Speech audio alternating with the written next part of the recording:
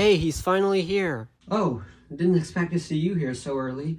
So I take it Spider-Man gave you the memo? Oh, I didn't even need Spider-Man to remind me about this review. I was so excited for this game that I brought my friends along. Say hi, guys. Hi there. Hey, what's up? Oh, come on. It's bad enough I have to deal with your annoying ass. Now I have to deal with 3 other dickheads too? Why do they even have to be here? Well, you're about to review the greatest Sonic game ever made. Plus, we were all in this game, so why not? Greatest Sonic game ever made? That's really what you think? Well, that's what most people think. Well, let's just say that you're gonna be very disappointed by my review. Whatever, can we just get started? Sonic Adventure 2 was originally released for the Dreamcast in June of 2001, but as I said before, I don't have a Dreamcast, so instead I'm going to review the remaster that was released for the GameCube in December of 2001, which is dubbed Sonic Adventure 2 Battle.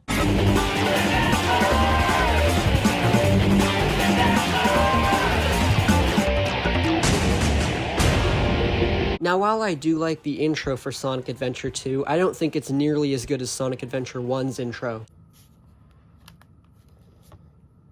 So as far as the plot goes, it's pretty ridiculous, and many have criticized it, calling it dumb.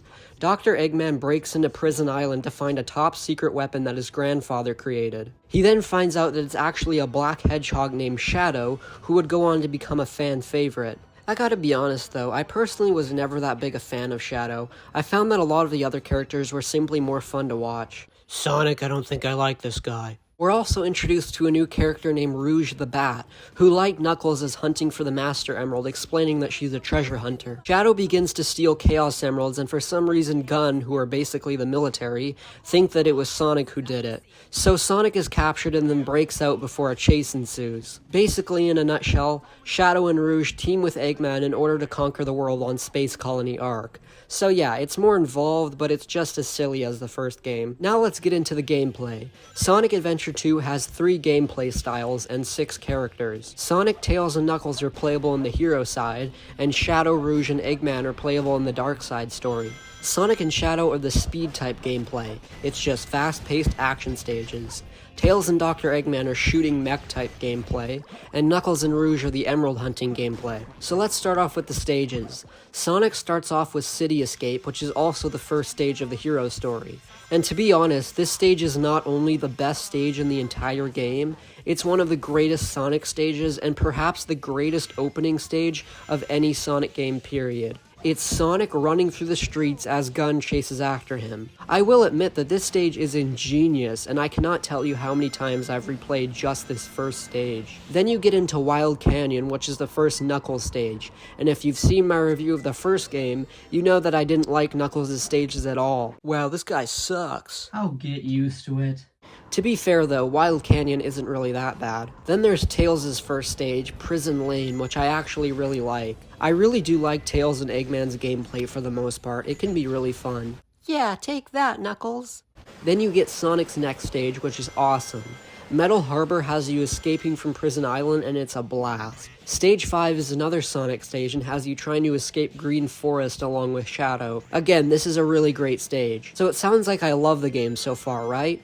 Well, unfortunately, this is where Sonic Adventure 2 starts to go to shit for me. Stage 6 is Pumpkin Hill with Knuckles, and it's horrible. Don't get me wrong, I love the look of the stage, but this was the first Knuckles stage that I simply loathed playing. Then there's Mission Street, which was the first Tails stage I didn't really like. It starts off promising, but it ends up being really annoying with the bridge falling apart and the platforms going up and down. Then there's Aquatic Mine, which is another Knuckles stage, which should be self-explanatory for why I don't like it. But if that wasn't enough, you have to also deal with hunting underwater, which is even worse. This stage also gave me extreme claustrophobia at some points. Stage 9, Route 101, has you trying to chase after the President as Tails. This stage is meant to introduce you to one of the game's mini-games with carts. While I don't hate this stage entirely, I felt like it went on for a little too long. Hidden Base is another Tails stage, and the problem I have with it is that it's extremely repetitive. You're constantly blasting down the same things over and over again. You finally get another Sonic stage, but unfortunately Pyramid Cave can be really annoying at times, and I also just don't like desert type levels in games because to me it's a really boring and ugly setting. Then you have Death Chamber, chamber with Knuckles, which somehow ends up being worse than Aquatic Mine. I can't tell you how long I spent on this stage. It's incredibly boring. Eternal Engine with Tails isn't horrible, but it isn't great either. It can be pretty repetitive at times. Then we come to my least favorite stage in the entire game. It doesn't matter if it's with Knuckles or Rouge. Meteor Herd is fucking unbearable. It's a massive stage, which I get that some people might like, but I personally can't stand it.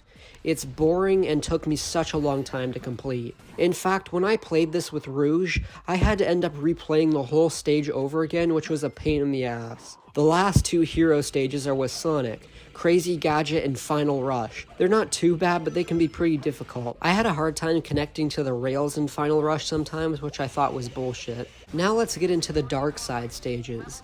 Dr. Eggman starts things off with Iron Gate, which is pretty fun. Then there's the first Rouge stage. Now I already said that Rouge plays exactly like Knuckles, so you can probably guess what I think of her stages. Moving on. Sand Ocean is a pretty good stage. They managed to make Eggman's desert type stage look way more cool than Sonic or Tails' desert stages. Then there's the first Shadow stage, Radical Highway. It's basically like Tails' stage on the bridge, except it's actually fun and less annoying because you don't have to control a mech and be all slow. Then there's Egg Quarters, which is the next Rouge stage, and wait a minute, are those tits? Why does Rouge have tits? Okay, someone owes me an explanation for this. Who in their right mind would think that this would be appropriate to have in a Sonic game? It must have been one of you. Oh, come on, Arron, it was just to add a little sex appeal to the game. What the fuck are you talking about? This game is rated E for everyone. Seriously, I want to know whose idea this was.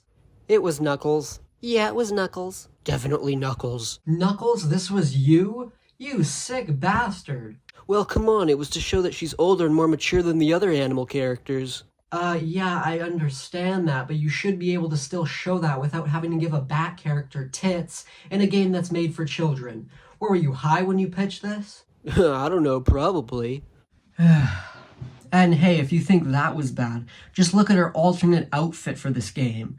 No, this isn't part of the joke or fan-made or anything. Someone actually designed this for the game. Let that sink in. Anyway, sorry about that, let's move on. After Egg Quarters is Lost Colony, which is again pretty good. Eggman's stages are more consistent in quality than Tails' stages. Weapons Bed is another awesome stage with Eggman taking place on Prison Island. Security Hall is another Rouge stage, and if Emerald Hunting wasn't already bad enough, you have a fucking time limit with this particular stage. Yeah, that's fantastic, thank you. I probably failed at least 10 fucking times, it's awful. White Jungle finally gives you another Shadow stage, and while you're also timed for it, it's actually a fun, fast-paced stage, so it's no problem. Route 280 is the same kart stage as Tails, except you play as Rouge and are trying to catch up to Tails. Skyrail is another Shadow stage, and while it's not great, it's better than a lot of other stages. Mad Space is what I was referring to when talking about Knuckles' stage in space, so you already know what I think. Fuck this stage. Cosmic Wall is Eggman's last stage in the dark side, and it's also pretty enjoyable. The final dark side stage is Final Chase, and is similar to Sonic's final stage. So those are my thoughts on the stages in both the hero and dark side stories. While there are stages that I like, out of the 30 total stages on both sides, I only like about 12 of them, most of which come from the dark side. Now let's get into the boss fights. The hero side's first boss is with Bigfoot, one of Gun's combat walkers. What can I say, it's a basic starter boss. The next boss is Tails against Dr. Eggman. This boss is incredibly easy, but also incredibly fun. It's just Tails and Eggman shooting the shit out of each other. Then there's Sonic's fight with Shadow in the forest, which again is really easy. Then there's the infamous goofy boss fight that Knuckles has with King Boom Boo. It can be confusing at first, but once you know what you're doing, it's not hard. Egg Golem is a boss that I actually found difficult on my first few tries, but like the fight with King Boom Boo, you just have to figure out what to do. Knuckles' fight with Rouge isn't really hard per se, it's just a matter of trying to actually hit her. Then there's the second fight with Eggman, which can be pretty hard, mostly due to Eggman's giant laser that he can throw at you. Then there's the final boss of the hero side, and it's Sonic vs. Shadow. I found this fight to be pretty annoying, mostly because of the shifting of the camera when you hit Shadow sometimes. It fucked up my momentum a lot. The dark side bosses all mirror the hero side bosses. Instead of Sonic fighting one of Gun's combat walkers in the city, Shadow fights a combat walker in Prison Island. As Eggman, you try to shoot at Tails, and instead of fighting King Boom Boo like Knuckles, Rouge fights another one of Gun's robots. I think you know where I'm going with this. Shadow fights Sonic in the jungle. Eggman fights the Egg Golem instead of Sonic, which I actually found harder. You fight Knuckles as Rouge. You fight Tails again as Eggman on the Space Colony arc.